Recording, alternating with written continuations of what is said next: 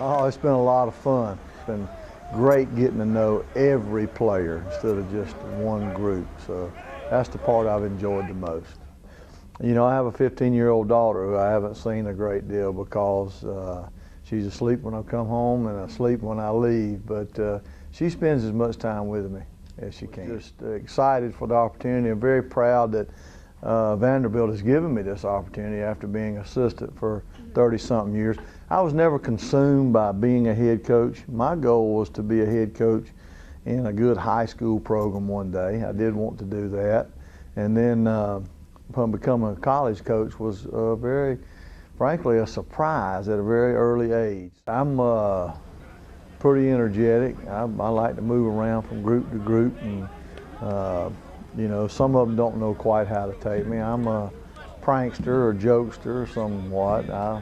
I'll give everybody a nickname pretty quickly and those type things, but it's all in fun. We like to be very balanced. We've got several good running backs. Right now they're not healthy, but they soon will be.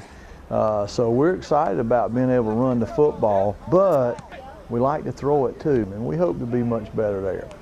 We're letting the players have some input in it. I mean, you know, it's their team. It's not about me, it's about us. So they've got a couple things they'd like to do a little different, and I'm very open to that. You know, I'm a team guy, and that's the first thing I told them.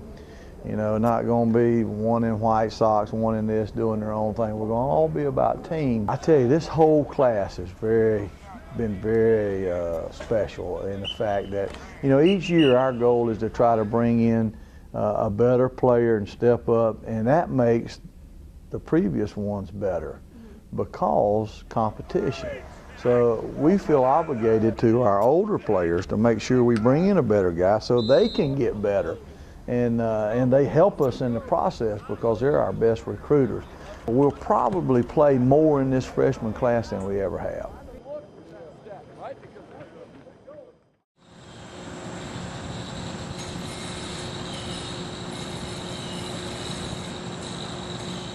Funding for this project is largely coming from the university administration. I give full credit to the provost and the chancellor who worked with a number of others in the administration, and to our board of trust who saw this as a priority at a very difficult economic time to fund it. And so we received several $millions that came from the administration. We noticed very clearly that one of the biggest concerns was the space, particularly in the largest library on campus, the Central Library. And so from that survey, we decided it was very important to renovate the space so that we had more study spaces and that we had some more attractive spaces for students.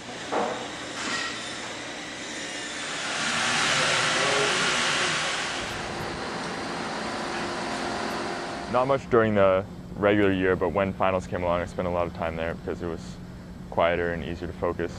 I usually study there, not necessarily Central Library. I kind of like the biomed, but I do occasionally.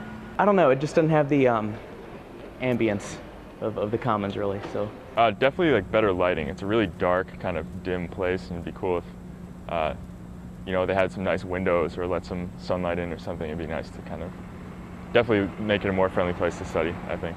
It has to look kind of modern, you know, you think? to me. Okay. Yeah, not very primitive, really. We tried to create spaces that would be suitable to all those tastes. We're going to strive to have everything online before the end of the fall semester, and if not before, at least open up a cafe starting at the latest by spring semester. We were able to create a study space on the 8th floor in some offices and a classroom. I've been here a year and a half now, and it's so exciting to be able to announce a renovation so early in the time that I'm here. And the great thing about Vanderbilt is we're able to move quickly, and the staff have been amazing. They have been so supportive of the needs of students and faculty. Many of them gave up offices in great locations to create these spaces for the public. The most important thing for me will be when I start to see the students bring their best friends in and say, see what a great library we have.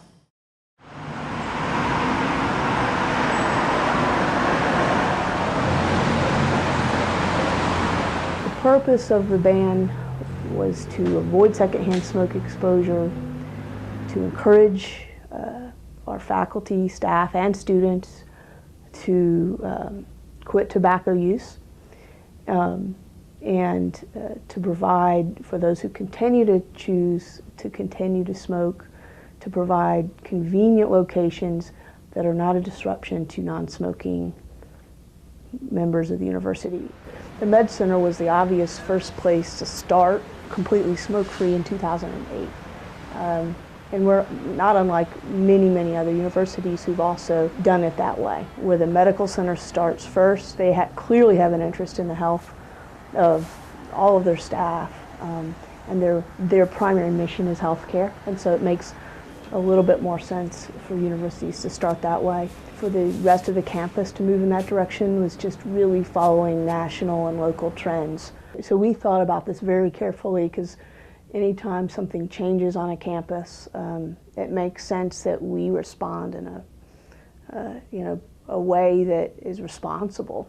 When the initiative was this year was spread to the campus at large, we again have sort of revamped our efforts and funding, and the Dean of Students Office has helped us by funding purchase of medicines, including the patch and oral medications, to offer to students for free if they make the decision to quit, which we hope they do. Now, initially, we really had great concerns because Vanderbilt is a residential campus where our students are mandated to live on campus for at least 3, if not 4 years.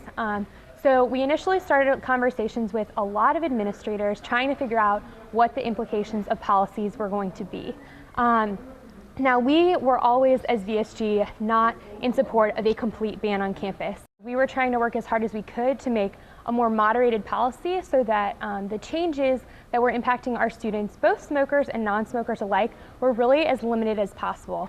You can see, I think it's about 21 areas in all of our residential areas on campus and about 18 areas across the academic areas of campus that are public for everyone's use.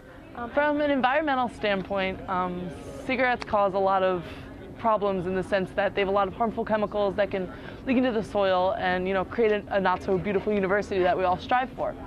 So aside from that, there's also a lot of health problems associated with smoking that are very, very damaging in the developmental stages that we're in. So overall, from an environmental standpoint, a smoking ban just on our private university is probably the best idea right now.